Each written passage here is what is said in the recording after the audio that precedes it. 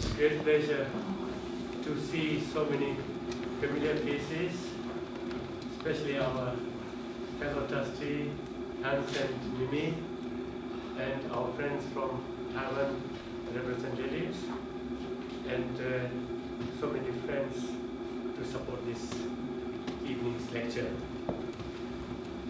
Tonight, the talk is organized by the Tibet House Trust, a charity that was established under the wing of the London Office of Tibet.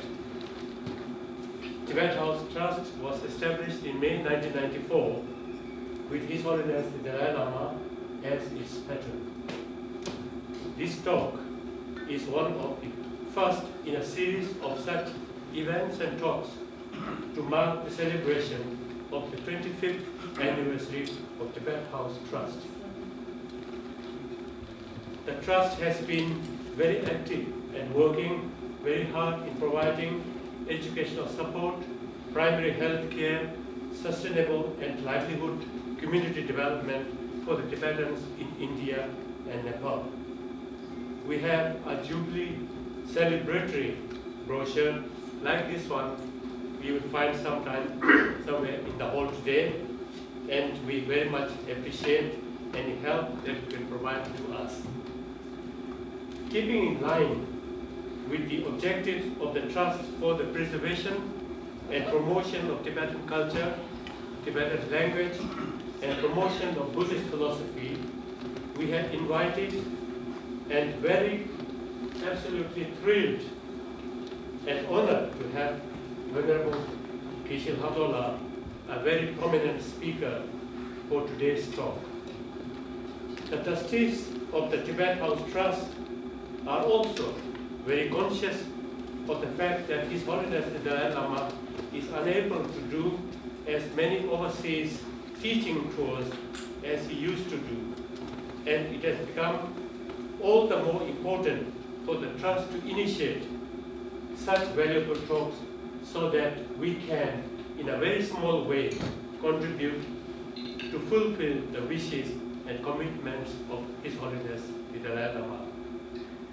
So, to enlighten us today, I would like to introduce our speaker.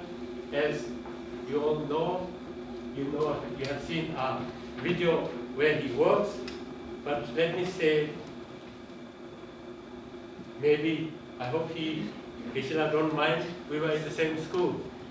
I have a very poor relation for Geshe Lhakdor, but nevertheless, he's a distinguished Buddhist scholar.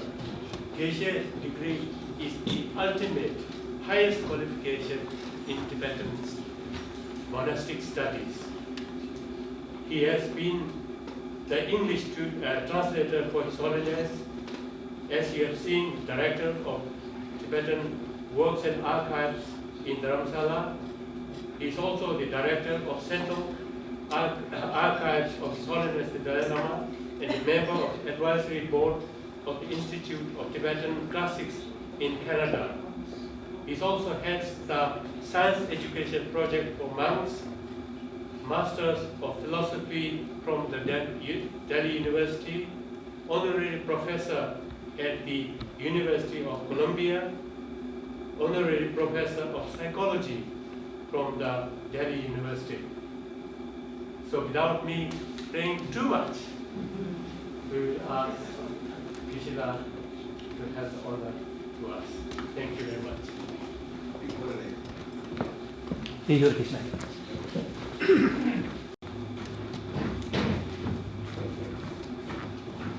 Good evening. Can you hear me? Yes. Oh, wonderful. So it is a great pleasure to come to London again. I think I came 3-4 times before. I spent a long time with Isabel when I was studying English, 3 months. And likewise, I see a number of friends here. From where do you think you are going to get a long-lasting happiness? Then people think a little bit and they say, meaning from within. It's so interesting. It's so interesting. Because, before we talk about anything, I I start with this all the time. Right? Because we want long-lasting happiness. There is no doubt about it. No doubt about it. And then the important thing is, if you want that long-lasting happiness, here we are not talking about fleeting pleasures, we are talking about long-lasting happiness. If you want that long-lasting happiness, where do you think it will come predominantly? Then people point inside from within. Now here it becomes a little bit more complex. Because when you say the long-lasting happiness has to come from within, what do you mean? Of course they'll say from mind. Yeah, I know, mind, but what do you mean? So then we need to elaborate this point a little bit. So when we say that long-lasting happiness has to come from within, we are actually saying that how much happiness you are able to get is very much dependent upon your mental perspective, how much you are able to see the reality. Ordinarily, there's no, as I said, there's no doubt about wanting happiness or even wanting long-lasting happiness. But in our day-to-day life, we forget about it. We seek pleasures, not happiness. We attend the needs of the senses and run after sensual objects. And especially in today's world, it is very clear and obvious that everybody is running like anything. Everybody says, I'm busy. And I tell people, yes, you're busy, I know, but it's not important to be busy. What is important is, what are you busy about? Then you will find we are primarily busy about attending, as I said, the needs of the senses. Something beautiful to see, something melodious to hear, something tasty to taste, something soft to touch, something fragrant to smell. And it is based on these demands of our senses. All these malls, big malls came up. There you will see the wonderful, almost like spotless display of all the sensual objects, so that you get further stuck in the sensual objects. So that's how we get stuck in these material distractions, objects. And we don't find much time to reflect with it. And inside, you are more or less hollow. Just this morning, I had this opportunity to visit British Museum, and we were talking about certain things. Then I said that now we are living in a world today where when we look at the modern facilities, including communication and so forth, I mean, it's something that our forefathers could not have even dreamt. We are really like living in a heaven. But still, we suffer from all the horrible diseases which our forefathers have never heard, like depression, loneliness, low self-esteem, and whatnot, long list. So what is happening? So despite all this wonderful display of gadgets, technological products, we are not only not happy, but we are unhappy. And crimes, discrimination, corruption, everything is rapid, increasing. Right? So we need to, there's no way we can deny this actual happiness in our society, in our day-to-day life. It is because of this deprivation of happiness. Now in the last 20 years or so, the scientific community also has started speaking about happiness. In the beginning, most of the journals were talking about suffering, not talking about happiness. Buddhism started talking about suffering and also happiness together. When Buddha got enlightened, after his enlightenment, his followers requested him to share the nectar-like teaching of the Buddha. Repeatedly, few times requested him to give the teaching. And the Buddha said, I found something which is profound, which is peaceful, which is free from fabrication, which is unconditioned, which is clear light. And look at the words he has chosen. To whomever I will teach it, nobody will understand it. So please don't disturb me. Let me continue my meditation in the forest. And he has reasons to say that. One, yes, it is true. What he found was really profound, vast, without fabrication, clear light, and so forth. But he was also saying that if you really want to understand what I got, you need to be serious. He's saying if you really want to have the long-lasting happiness, if you really want to understand the sophistication of your mind, you need to be serious. There is no seriousness in terms of understanding the reality. And that is why we are experiencing all kinds of problems and difficulties.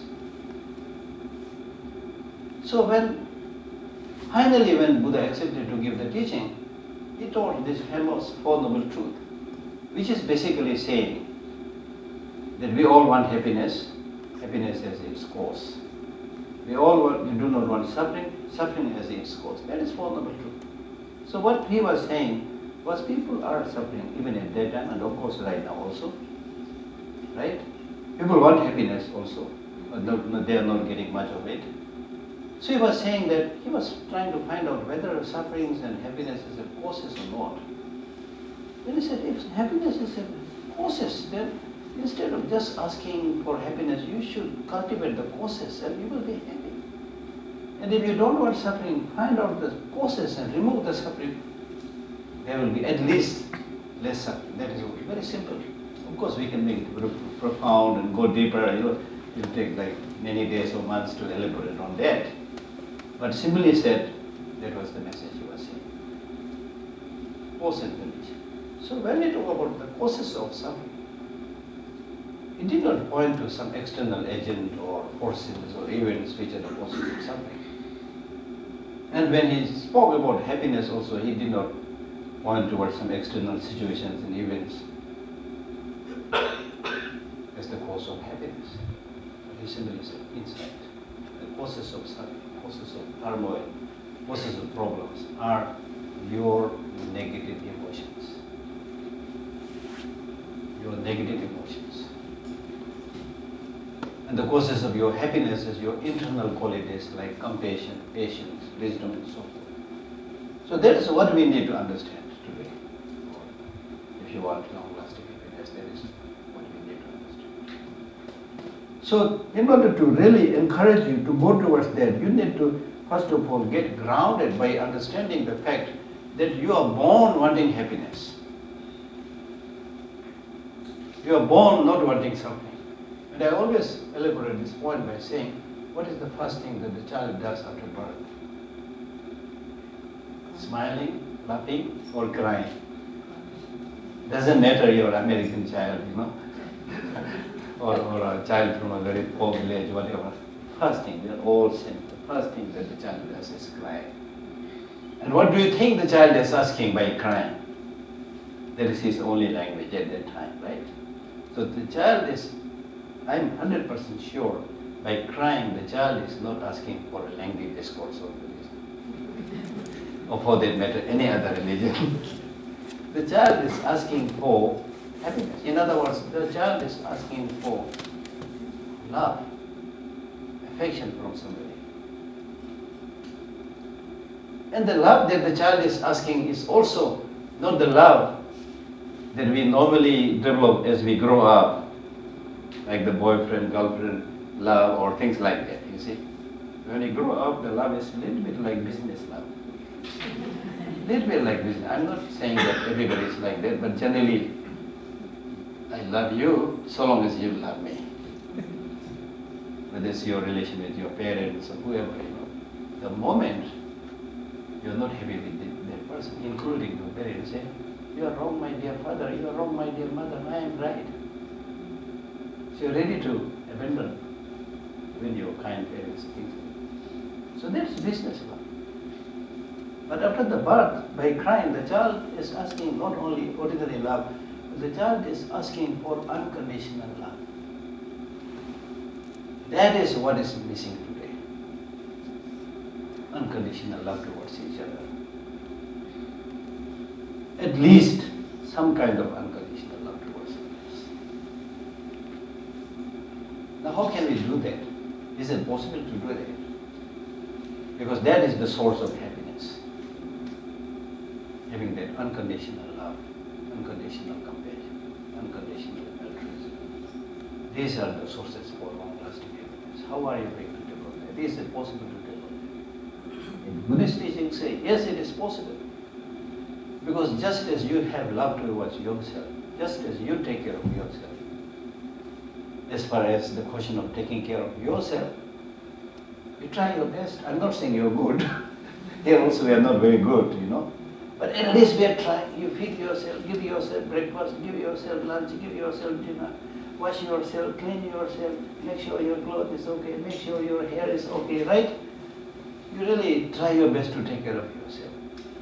Now imagine if some interesting person suddenly says, okay, for the last many years I saw you taking so much care about yourself. Why are you taking care of yourself? If somebody strange, asks this unexpected question, why do you take care of yourself so much? What would be our answer? If you give an answer like, oh, I should take care of myself because I'm a very, very intelligent professor, or something like that, you can give all kind of answers. But that's not the right answer. The right answer is, I take care of myself because I want happiness, you know myself. That is the correct answer.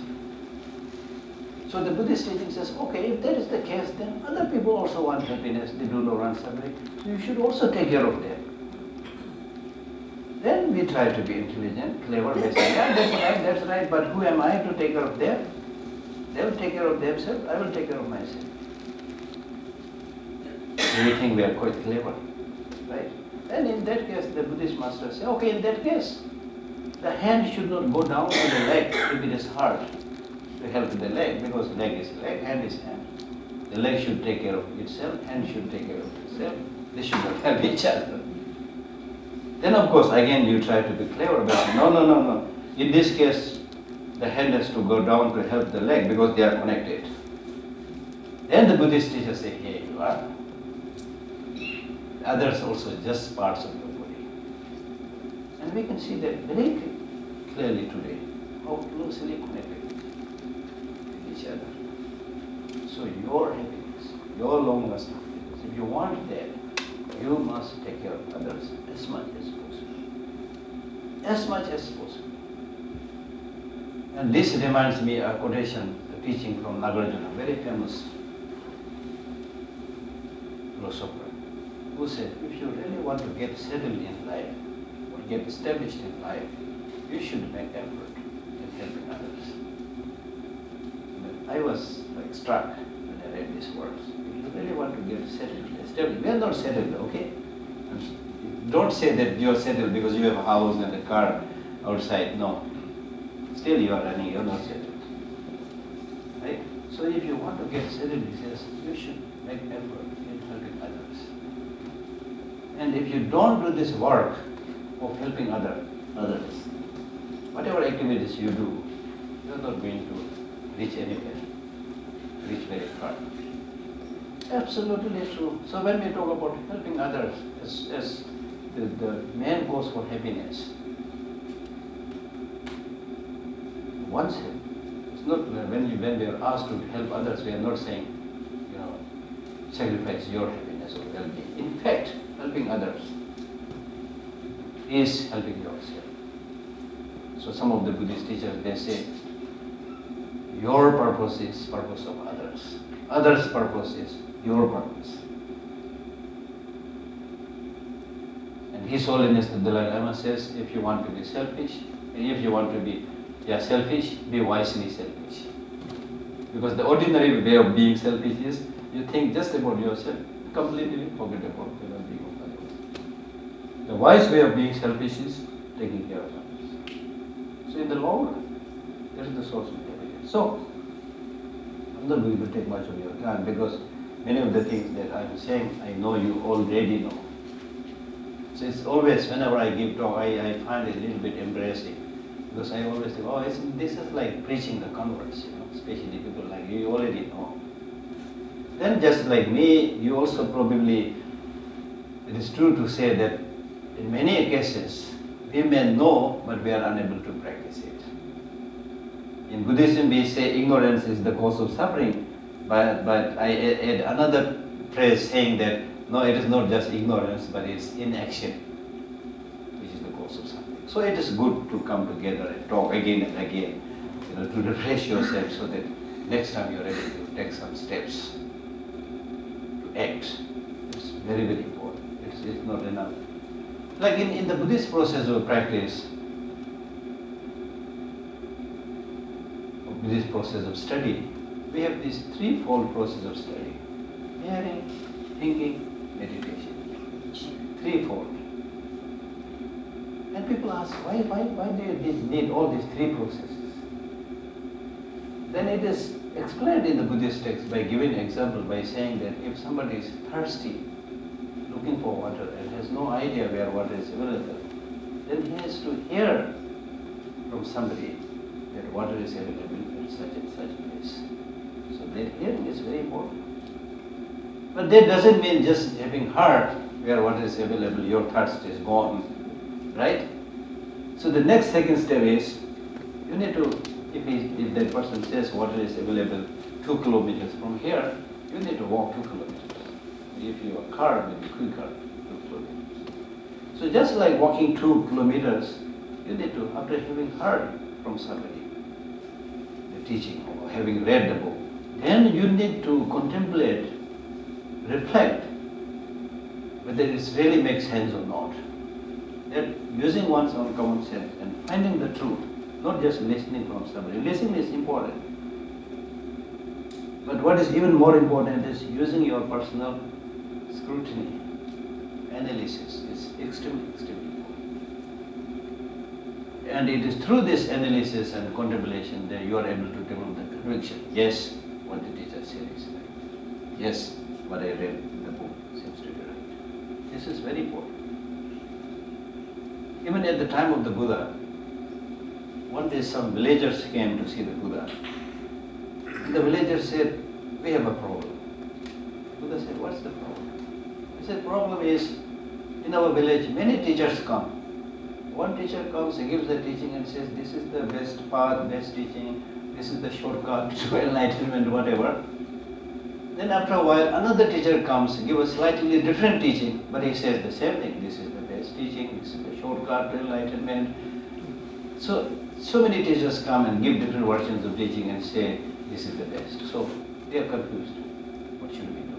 Then Buddha said, use your common sense. That's very important. The fact that we got this, human beings have this big brain, the biggest brain of all animals, relative to the body size. We must use this brain to find the truth by oneself. And through that kind of reflection, when you get this conviction, then it's really like you are having walked 2 kilometers and having reached near the water. It's a big progress, but still you have not drunk water. So if you say, thank God, I walked 2 kilometers, I'm near the water, my thirst is gone. No stupid person will say things like that, right? So the third step is you need to use your hand or cup, whatever, and drink the water. It's only by drinking the water your thirst will be gone.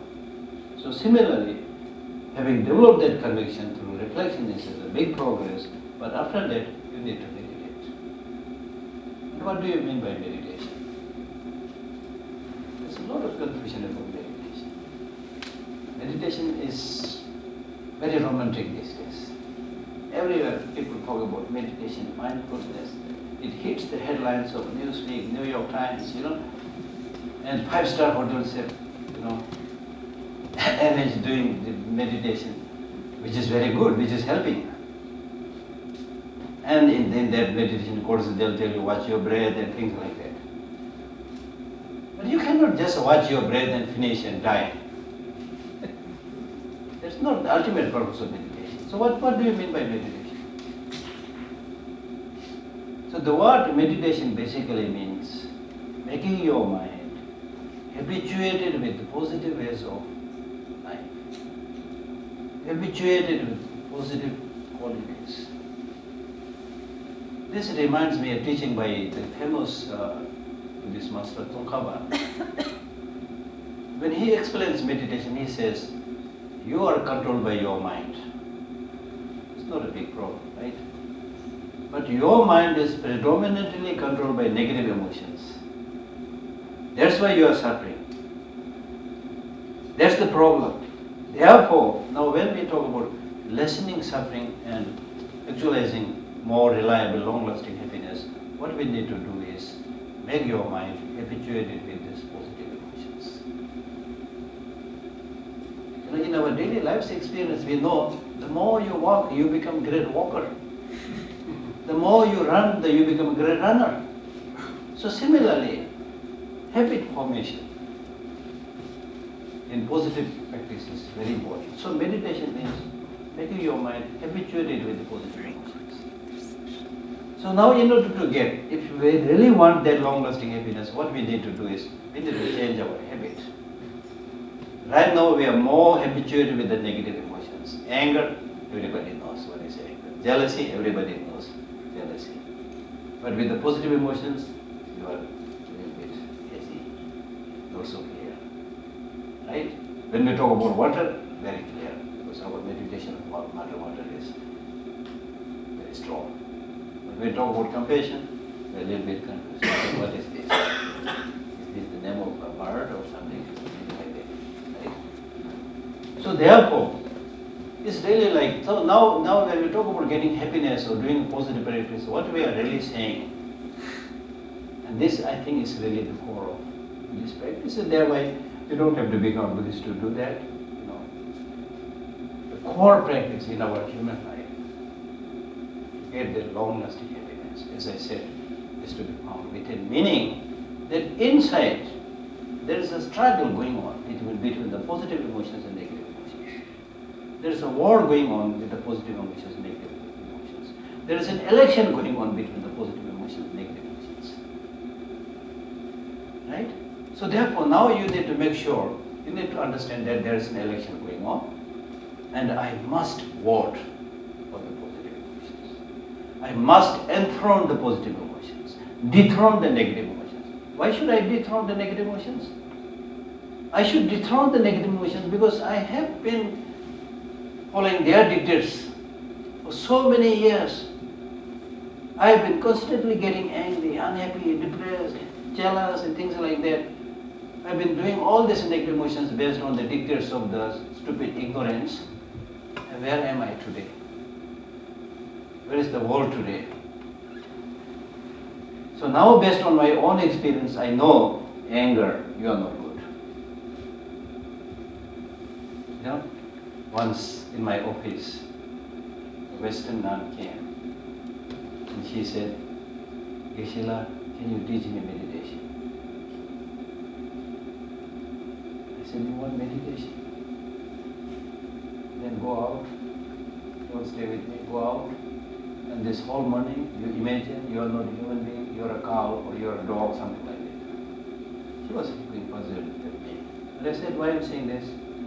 I'm saying this because by that then you will understand your human capacity. You will then appreciate your human life with this wonderful brain, wonderful human intelligence. So what I'm trying to say is, having got this wonderful human intelligence, you need to use this human intelligence and see. You can even take out a paper and write anger. And then after that, goodness of anger, badness of anger. It's nothing to do with Buddhism. Use your common sense. If you want, take some quotations from Buddha's teaching, also some scientific findings. But more important than that is use your common sense and find out, right? Be honest with anger. Be honest with anger. Don't right away say, if you don't want, you don't have to say anger is horrible, negative. Be honest and give the number. Goodness, badness. I am 100% sure you will get a long list of the badness of anger, and not very much the goodness side. So this destructive emotions are our enemy number one. So we really need to spend time on each of these negative emotions and see how destructive they are. I am 100% sure there is nobody here who right in the morning makes a motivation thinking, I will get angry. Is there anybody? Because you already have some sense that anger is not good. But then in the course of the day, with your co-workers, some strange people, you might get angry and pick a fight with that person, right? Then at the end of the day, when you return home, reflect back that you fought with somebody. Again, I'm 100% sure there is nobody who will say that I today fought with somebody, so I really enjoyed the day. Right? There's nobody. Then now scientifically it is found anger increases your blood pressure. Nobody wants to suffer from hypertension, blood pressure. Right? And the worst thing, there's so many things you can say. Anger makes you ugly. So the question is, do you want to become ugly? Then stop decorating yourself. Right? Don't comb yourself, let your hairs go loose and clothes dirty and shabby and Right? You don't want to be a presentable person. Beautiful looking girl, handsome looking boy, whatever, So if that is the case, then the beauty and handsomeness comes when your inside is calm, when the mind is calm. If your mind is not calm, if your mind is turbulent, even if you try to just put on some smile, as the politicians do, it will just become a sarcastic smile or politician's smile, People know, yeah, this is politician's smile, no reliability. So there's so many, now even in terms of financial losses. I got a book given to me by somebody, written by an American, where he has written that billions of dollars are lost through anger. Through anger there's road rage, killing, so many things I can't even elaborate.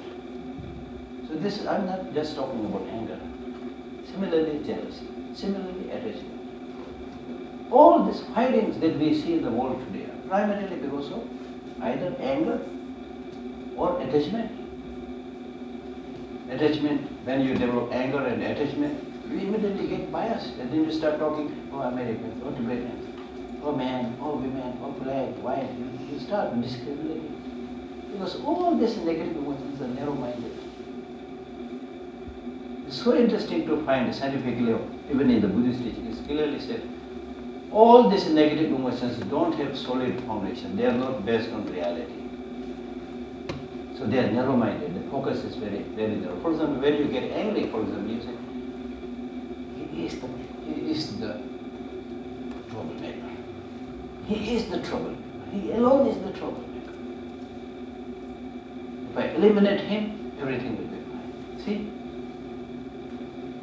Whereas any experience, any happening, positive, negative, comes through multiplicity of causes and conditions. You cannot blame one person. But when you develop anger or hatred, you need a target to shoot. Now, for example, as opposite to this, if you develop compassion, may all sentient beings be without suffering. That is the definition of compassion. May all sentient beings. It opens your inner door. It makes you relax. But when you get angry, nobody will say, now I'm very angry, I want to relax. No, I'm relaxing. I want to relax maybe, but I'm relaxing because I'm angry. No. You get nervous. And the worst thing is, the most important quality of human being, the capacity to judge between what is right and what is wrong, that is destroyed when you get angry. Because when you get angry, you get mad. So the question is, you want to become mad? As simple as that. And all these things bad things that we see in the therefore, those people who are sane, those people who have the wisdom, like the Buddhist teachers, like Shantideva, he says, you don't have to kill people, they'll die. Now look at the wisdom, you don't have to kill people, they'll die. And in the same when I can say that you don't have to bring suffering to people, they already have their problems and suffering. So that's why His Holiness the Dalai Lama says, much of the suffering and problem that we are facing today in the world is unnecessary problem. Because many of these problems we are facing today is man-made problems. Man-made problems are basically unnecessary problems. Because of short-sightedness, narrow-mindedness, and especially this feeling of I. It's so many problems. Not only you create problems for others, but you yourself also suffer. It is now scientifically found that those people who make a lot of self-references and talk about I, me, and mine, they are prone to all kinds of illnesses, including heart attack. Scientifically found. And so there are some of these teachings on compassion and love are very, very useful. For example, even in my case, the other day I was thinking that I escaped from Tibet when I was only 6 years old, experiencing all that nightmare of crossing the Brahmaputra river and seeing the lights, of the star maybe, but thinking these are Chinese armies chasing me. And 2-3 occasions I confronted, I still remember the Chinese army on horsemen. I experienced all this.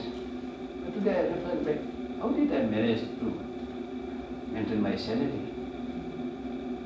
Because of the teaching of love and compassion and peace. Because of the guidance received from His Holiness the Dalai Lama.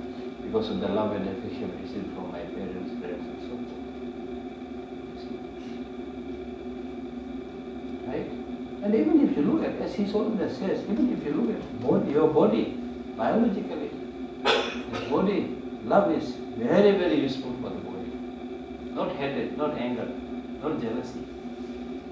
So these are all very clear. So tonight what I really would like to say is remember that a child is born crying for happiness,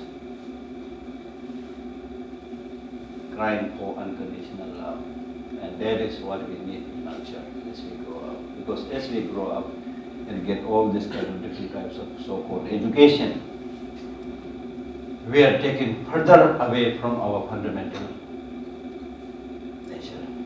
Our fundamental nature is we are born crying for unconditional love, we are born crying for happiness, we are born for friendship. But as we grow up with this so-called education, I use the word so-called education because the education that we are getting today, unfortunately, many a times is not education. It's literacy. It is reading, writing, mathematics. Education should be for human flourishment. It should be for personality development. Right?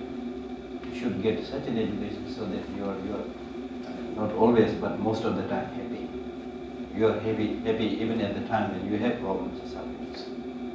So happy person doesn't mean that he doesn't or never experience a suffering. Happy person. In fact, the very meaning of what happiness means, satisfaction, contentment, deep down. You don't lead a life of duplicity. Say something, do something. You see, you're satisfied. And more importantly, that the real source of happiness is understanding the law of nature, understanding the reality. There's a big topic, one very big topic in Buddhism is bridging the gap between appearance and reality. And we run after appearance. Whether it's shopping, whether it's marriage, we run after appearance. Oh, this girl looks very beautiful. I should marry her. You don't have time to see how good that person is. When you go for shopping, you go after appearance, and this is the one nice. And we are cheated all the time in the shopping. And people who make all these displays in the malls, they know you can be easily cheated. So there is a word called shopping coma. Shopping coma. When you go for shopping, everything is displayed so nicely. And then also there is a write-up saying that buy one free. Oh my goodness. And then the baskets lined up, the person who goes before you picks one basket and you also feel, okay, I am also no less, I should buy basket. And you just can't keep going around with the empty basket, so you are not thinking because you are suffering from coma, shock coma. So you just buy one free or something. And then finally at the counter when you give the money also, now the system is such, you really have not much idea. When you reach the counter also, you don't have to give the real cash. You just show the plastic.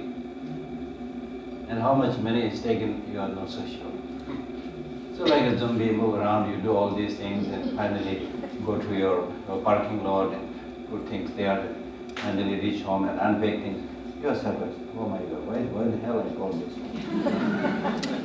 Do you have that experience? Very good then. So that's what I'm saying. So my point is, bridge the gap between appearances and reality. Appearances are deceptive. Wait a little bit. Use your human intelligence. What is the reality? So much of the conflict problems that we see are because of not understanding the reality. Now on a bigger scale, that means if you understand the reality is that we are all connected. Whether you are from America or from China, whatever, we are all connected. We are especially connected if you develop this understanding of the eco-crisis or environmental crisis. If you look at the nature, what you will find is nature is unbiased. Okay, you might say, okay, this belongs to America, this land belongs to, human beings make demarcation, right? But you can't make a demarcation of the air that flows, the wind that flows and things like that. So nature is unbiased. If there's an earthquake, the earthquake will never say, I will shake only my enemy, not my friends. It will shake everybody. If there's a flood, everybody. If there's a turbulence, everybody. Problem. So we need to understand this.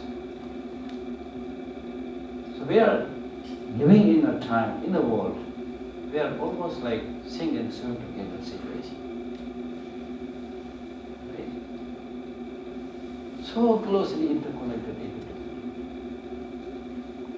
So this biased human attitude is not going to solve any problem. It will create more problems. And as I said, that the reality is you don't have to kill people; they will die. Even your enemy, they will die. But now look at our leaders. They continuously stockpiling arms for mass destruction. Now people say that the world has stockpiled so much arms ammunitions, especially the nuclear energy, that the whole human population can be destroyed few times over. Is there a need to destroy us or kill us few times over? Insanity, really insanity. So therefore His Holiness the Dalai Lama is repeatedly saying that we had French Revolution, we had Russian Revolution, we had so many revolutions. Some of these revolutions have achieved a little bit. But at the end, all these revolutions have become kind of bloody revolution. It doesn't solve the long-term problem. So in order to solve the long-term problem, we need to bring about this revolution of compassion.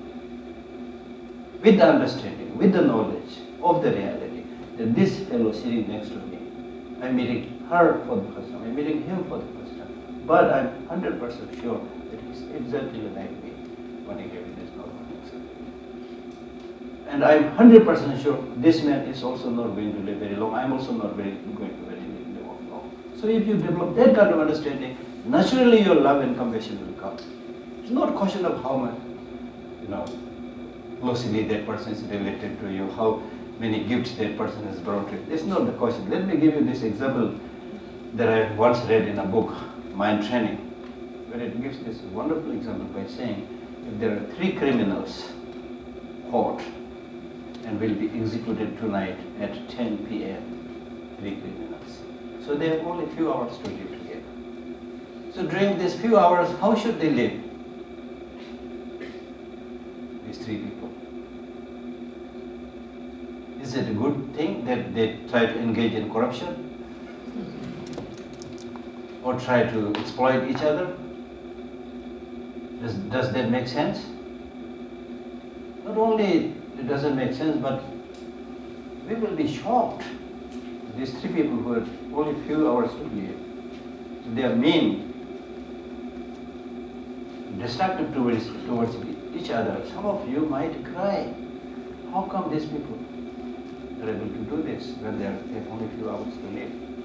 So the only sensible thing is that we don't have to give any teaching. Because now they understand they have only 3-4 hours to live, so automatically they will become nice. Because they are now able to see the reality that they are here only for 3-4 hours to live. It doesn't make any sense to exploit each other or harm each other. Is that clear? Very clear. When I read that text, it just lingered in my mind. Now, by the same extension, these people, they understood this because they have only 3-4 hours to live. What about us? We may live a little bit longer. For example, in this gathering, we go, even after giving a big discount, we'll give you a big discount. We may live, let us say, another 70 years. That is, after I have given you a big discount. Some average 70 years. So during these 70 years, how should we live? Does it make sense to bully each other, exploit each other, engage in corruption, engage in destroying the environment, which is really the home of so many people? So if you really, this is taught in Buddhism, or also finding of science also, it doesn't make sense. So therefore, if you want that long-lasting happiness, you want to redo something, it's very important that you understand the law of nature.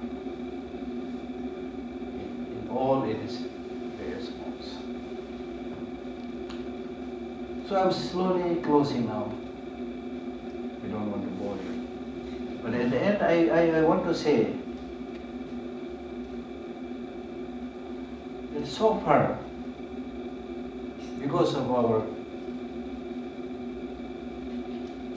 running after the sensual objects, we thought I will get my happiness from getting access to these sensual objects. And we kept on running since the industrial revolution and so forth. Now we are running much more faster, right? So we think by running fast and going after all this fancy gadgets and things like that, we'll be happier. We have been running. So honestly, we have to touch our heart and say, am I happier now than before? Right? So therefore, it is clear you are not happier. Yes, you get all these toys, right? Yes, you have all this environment where you can get engrossed and distracted and help you close your eye to the reality, right? But I don't think we are happier. So therefore, now is the time to pay less attention to arranging the externals, but focus more on rearranging the internals. Pay less attention to updating the modern gadgets, but more attention to updating yourself. And here I dare to ask the question, when was the last time you updated yourself? With the gadgets, yes, iPhone 1, 2, 3, 5, 6, 7, 8, 9, 10, 11 plus something, now much more. But when did you update yourself? That is the problem. That's the problem. All these inventions, mobile phone, internet, they are all for connecting others, which is good. I'm not, unhappy about it. But has the science and technology invented something that will help you connect yourself? So far, not much. Gradually, they are thinking with the finding of neuroscience. Now they are coming a little bit closer to the mind and talking about that. But all these gadgets are primarily for connecting with others. Internet is for others. mobile phone is for others, not for yourself. So much of the problem that we are suffering today is because of you are not connecting to yourself. Forget about connecting others, not connecting to yourself. Because for connecting others, connecting yourself is the key factor. And because you are not connected to yourself, therefore you're suffering. That's why we talk about meditation, which means going within, so that you are able to really understand your physical state, your mental state, your feelings, and so forth. And it's very healing. Even to sit just for a few minutes, going within yourself is very healing. So I have been saying many a times that today's problem is people don't know how to live harmoniously with others, and people also don't know how to live alone. You must be good in one of them. Either you should know how to live alone, or you should know how to live with others. Right? So therefore, change your boss. Change your boss. As I said, if you want to have that happiness, right now you are controlled by negative emotions, especially ignorance. Now you change your boss and replace ignorance with wisdom. And appoint compassion and loving kindness as his ministers. Then you will be happy. Right now you have ignorance as your boss, and the ministers are anger, attachment, hatred, and so forth. So how can you be happy? How can you be happy? Right? And even science, they used to believe, and even there are many people today who don't talk about negative emotions. They say emotions are emotions, there's nothing negative, nothing positive. Emotions are all important, they're all necessary, right? And from there comes this interesting phrase called fight and flight response. Meaning that because you have these emotions, you know when to run away, when to fight. If you don't have these negative so-called emotions, you will not be able to do that. So all emotions are necessary. But science is now changing. Now they are saying, oh, don't immediately, without thinking, don't take a step. Meditate a little bit. You will find the right course.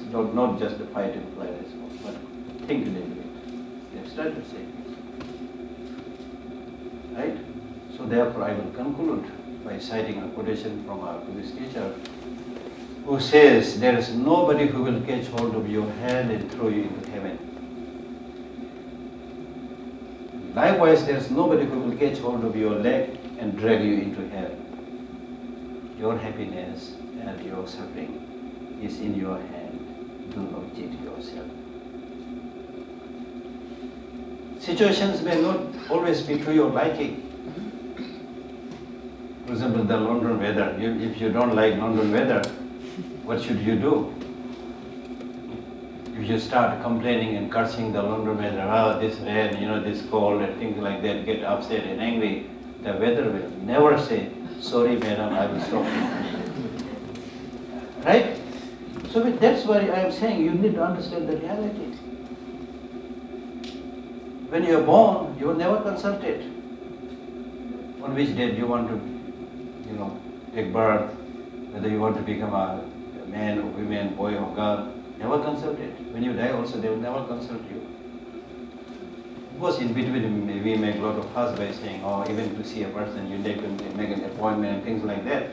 But the Lord of Death will never seek your appointment. Right? And then also what kind of, when you, the death and the birth, all these are law of nature. So you need to accept this, understand this reality, and accordingly take steps. So what I'm really saying is, there are two things. One, under your control. Another, not under your control. The external situations, events, and people, they are not under your control. And it is not much meaning to try to control them. The world is doing that. America wants to control. Somebody is controlling. Are we successful? Husband tries to control. Wife tries to. unrealistic. You will not succeed.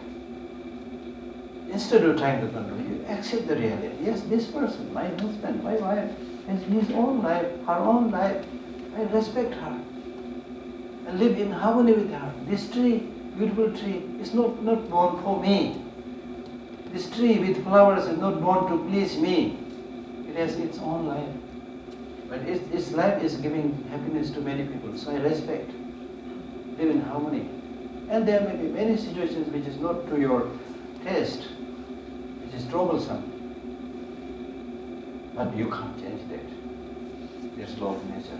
But what can you do is you change your perspective. So therefore Shantideva says, if it is something you can change, don't worry, because you can change it. If it is something you can't change it, no use worrying. By worrying you can't change it. Thank you very much.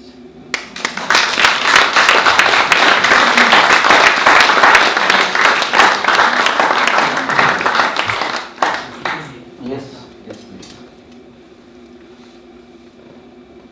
So if you have some questions, please, you are welcome. But I am not saying I have all the answers. Hello. Any questions?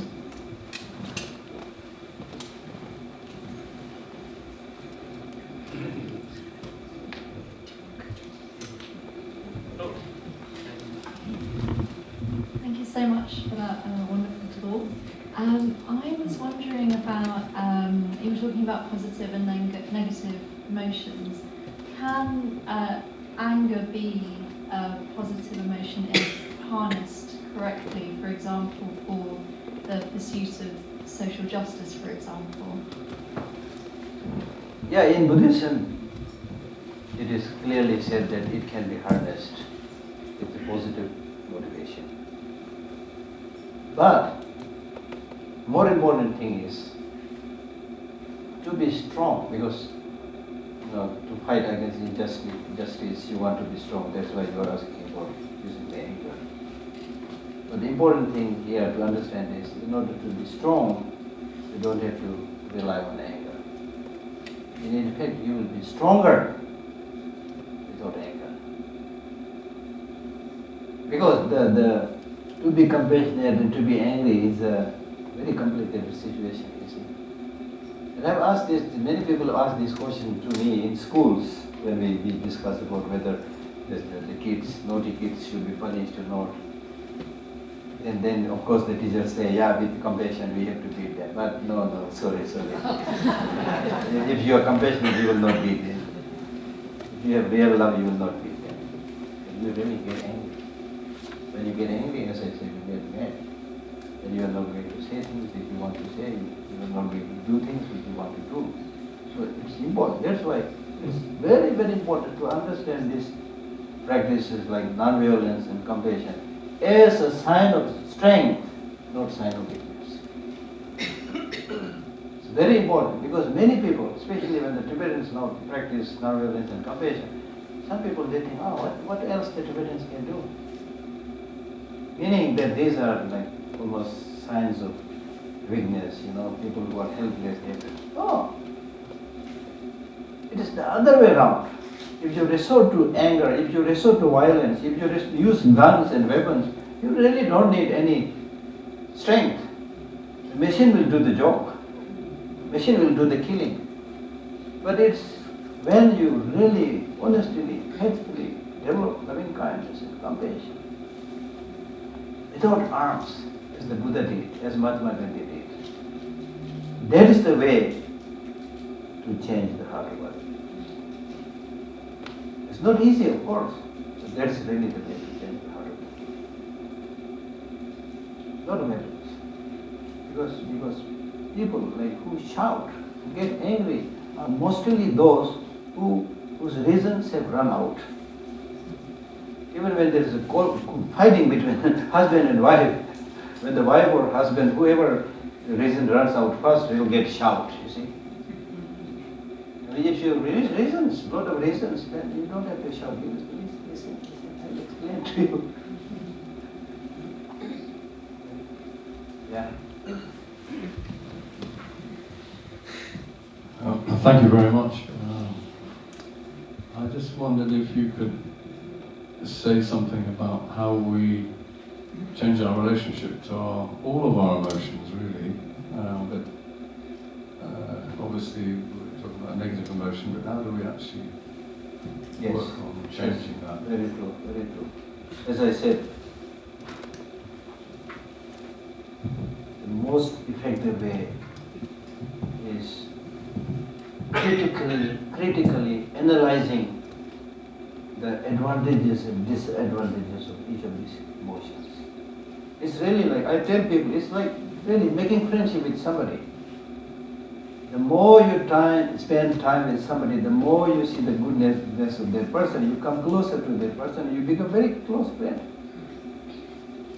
But the more you spend your time with somebody, the more you see the ugly side of that person is like deceiving and cheating, the more you will distance yourself from that person.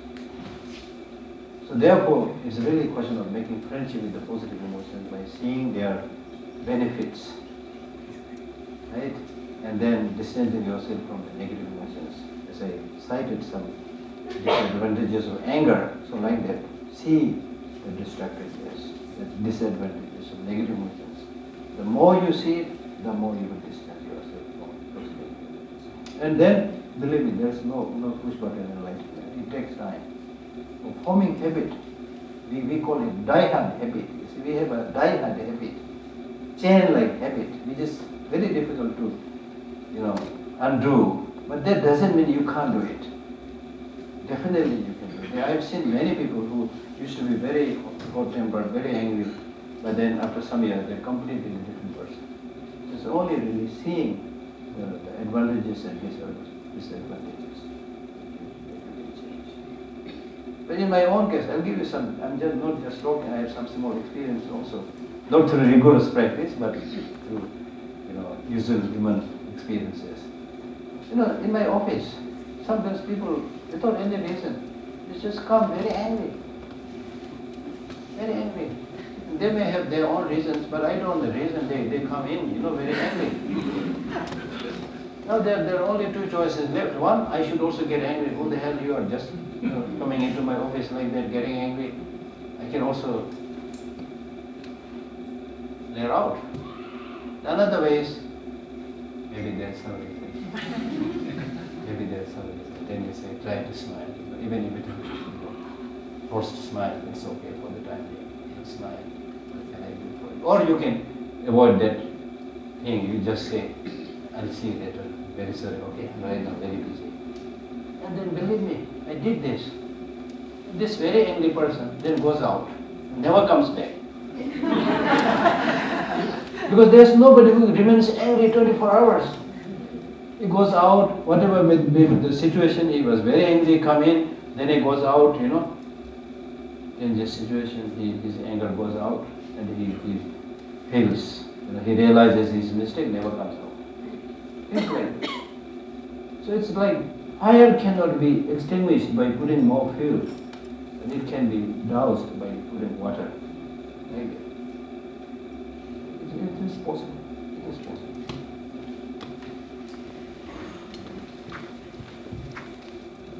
Thank you. Thank you for sharing your beautiful wisdom with us. I just want your advice on how you manage worry. When you worry born out of care, when you care so very deeply for someone that you can see their pain and they won't let you in, they won't let you help them, you're just worrying, and it ends up starting to destroy you in a way. How do you manage that? Well, as I said, it's dependent on many things. One, you should have a larger perspective and understanding of the reality. Right? Now, to us ordinary people, we have few people which we call as our relatives, brothers, sisters, husband, wife.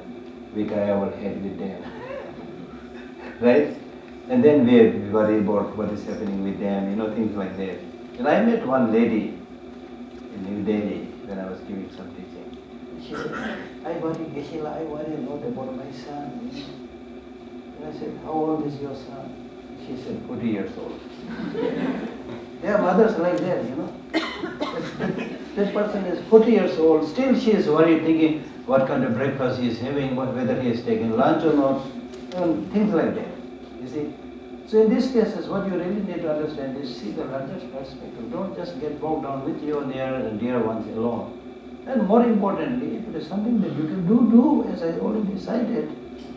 And if it's something that you can't do, your worry doesn't mean anything. Useless. It's only trouble you. Right? It's only make your life vulnerable. So that's why I said in this quotation, if it is something you can change, don't worry because you can change. If it is something you can't change, it's no use worrying because by worrying you can't change it. And then it's, as I said, it's also dependent on a larger perspective. Because we have this tendency, as I said, to tie our neck with few people. But the Buddhist teaching says all mothers and beings. All mothers and beings. How many people are dying every day? Do you cry for all these people who are dying every day? No. Then why you have to cry for some people? Then you say, my relative, my friend. When did you become relative? Right? Immediately after the birth of the child looks at the mother and says, have you met before? Right? Never met before. Then you give a name, give a designation, and you tie your hair and then develop this excessive obsession. So therefore the Buddhist teaching says, loosen this grasping, this concept of mind. And if you honestly think that the so-called people to whom you worry a lot, at the end of the day is very much related to your ego. I worry about this person because this is my wife, this is my husband, this is my son, is important. And that's why when there's a disagreement between the so-called my dear brother, sister, then at the end of the day you say, brother, I'm right, you're wrong, go away. Right? So therefore, it's important to give that respect and care, but as much as possible, don't get obsessed. It's not going to do anything good for you and for that other person. Okay, let's say Yes. now. Thank you.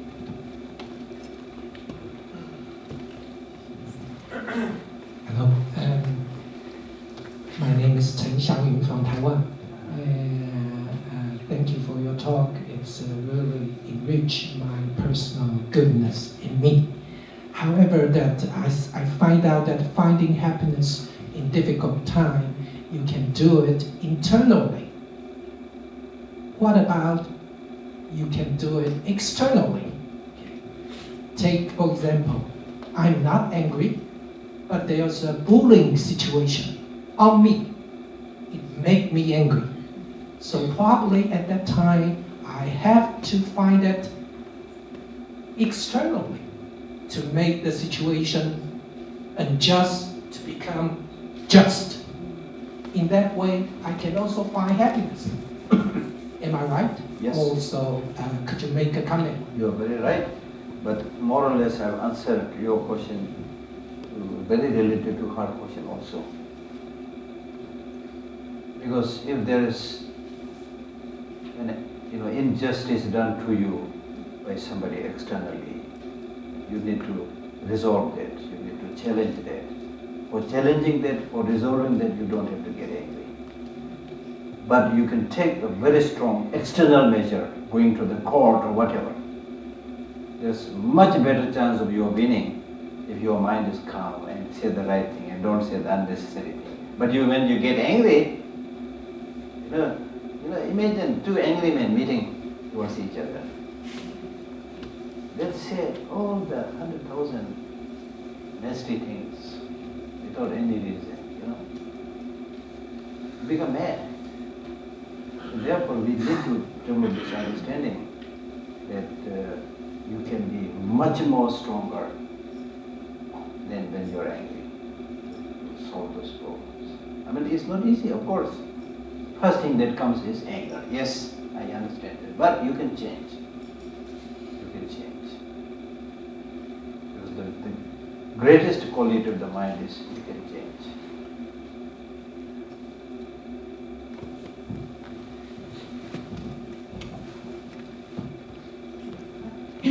I question is about, you mentioned about compassion. So could you tell us more about how meditation could cultivate compassion? As I said, meditation is not like sitting in a corner and you know, observing certain physical postures. No. Meditation, there are two types. One-pointed meditation, analytical meditation. One-pointed meditation means bringing all the energies of your mind together, just like a laser beam. And the lights of the rays of the laser beam is scattered. It doesn't have the power to cut through the steel. But when you bring the lights of the laser beam together, it can easily cut through steel. So like that, concentration is very, very important, both in war and also in peace. Concentration is the source of success. So therefore, that kind of concentration is also very important. But the second meditation, called analytical meditation, is even more important. So in this kind of analytical meditation, you don't have to observe certain postures sitting there in your everyday life. And we normally do that in analytical meditation. We're not very good, but we judge the truth. So that you need to strengthen, analyze things, figure things out by yourself through your own reflection, analysis. Then you will be able to find what is right, what is wrong, what is constructive, what is destructive, and things like that. So that is the real meditation. Because even if you think about this one-pointed concentration, as I said, we talk about concentrating on the breath and things like that. But the real idea behind the concentration is because there is suffering. There is a problem. For example, if there is a fire right now, I don't have to teach you to do concentration. You will immediately concentrate and see whether it's better to jump from the window or run from the door. Concentration will automatically come because you have seen the suffering. But when we don't see the suffering, you tell 100,000 times, you concentrate. Yes, you see it. Physically you see it, but mentally you go for shopping. Yes, that's true. Then the second reason for concentration is not just concentrating on the object, but more importantly, concentrating on helping others in living. That is the big idea. But unfortunately, these days, people happily talk about this big idea. They only talk about meditate on the flower, don't think anything. It's good, but that's not the big idea, right? Yeah, so that's important. Yeah.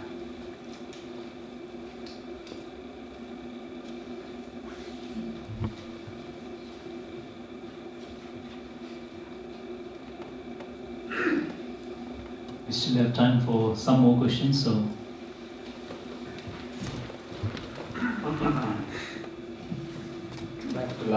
I wonder if you'd like to say a little bit more about the library and the things that you're working on, because the film is very impressive and the library is very impressive. But I wonder how things have developed in the last five years or so. This library, we are celebrating the Golden Jubilee year, next year, so 50 years. But I became director of this institute in 2005, so 15 years later. So since then, at least in my case, what I was trying to do is to preserve the ancient culture, ancient tradition, ancient sacred objects and scriptures. But also, we must be clever. I tell my staffs, we must be clever. When I say we must be clever, I am saying that on the one hand, you should try to preserve all this ancient tradition, but be clever means use modern media and technology. So that's why you will see that the scanning and all those new gadgets there. Because with the Tibetans, as you all are aware, we have a small population, especially in exile, very, very limited resources. But if you use modern media and technology, you can reach everywhere. You can disseminate the culture, the teaching, and so many things. So we are trying to use modern media as much as possible. And we don't only sit there saying that we have some very important objects there, but my focus is how through these collections can we help other people to primarily disseminate the messages of love, messages of compassion, not just Buddhist teaching. The messages of love, the messages of compassion, universal brotherhood, sisterhood, which is the focus of His Holiness the Dalai Lama. Because His Holiness, as you are aware, wherever he goes with three primary concerns, which we all can practice. The first, his thinking is that he is a human being, so he has the responsibility of improving human values everywhere. As a human being, we have this universal human responsibility. And especially these days, now he is very, very concerned about promoting universal human values. You can call it secular ethics or social, emotional, ethical learning, whatever you want to call it. Because it is because of this degradation of human values that we are suffering everywhere. So promote these universal values. So these universal values are not coming from top down, from the God or from Buddha, but it's from bottom up. It's better you smile at me, it's better I smile at you. It's better that we shake hands, it's better that we support each other. So it is, this universal value is based on common sense, common experience, scientific finding, evidence-based. That is his first commitment, and we are trying to work hard to fulfill his commitment, contribute a little bit about his commitment. The second is, he always says, I'm a Buddhist, which means I'm a religious person, so I must work hard to bring religious harmony. Unfortunately, even in the name of religion, so many unfortunate things are happening, even today in the world, which is really like medicine becoming poison. And that's why now more and more people are going for spirituality, not for religion, especially the dogmatic religion, right? So they are also, it's important to promote religious harmony, not saying my religion is the best. And His Holiness says to say my religion is best is stupid. It's like saying, picking up one medicine from the shop and saying this medicine is best. It doesn't make sense. For you, that particular medicine may be best because of your illness, but that doesn't mean it's good for everybody who doesn't have that illness, who has a different illness. Right?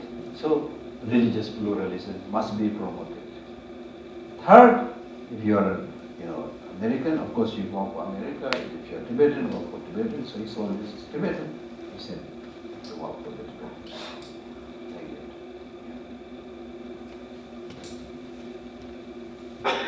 Geshe, maybe we can take last two questions. Yes, sure.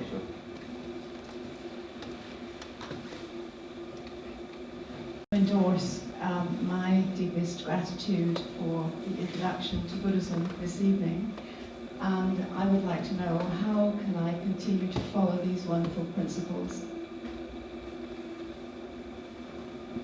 Now, luckily these days, all the teachings of His Holiness the Dalai Lama is available online, and there are so many books by him. So I would advise follow his teachings and read his books. That is the safest. Because with religious teachers also you have to be careful. Right?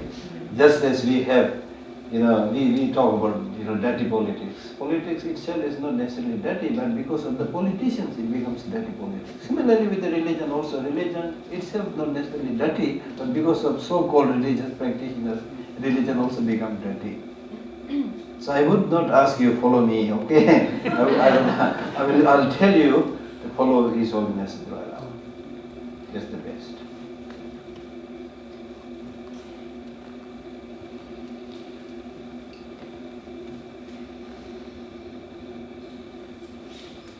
I'd like to invite the Secretary of Tibet House Trust to deliver the word of thanks.